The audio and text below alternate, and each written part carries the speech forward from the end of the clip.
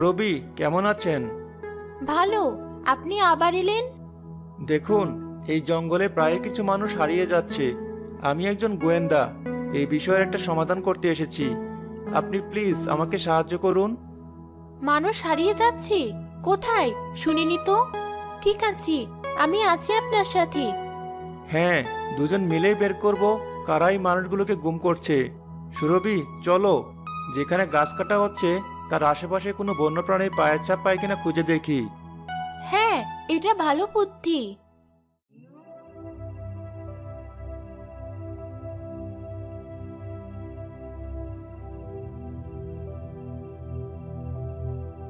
আর কি করা যায় বলো তো?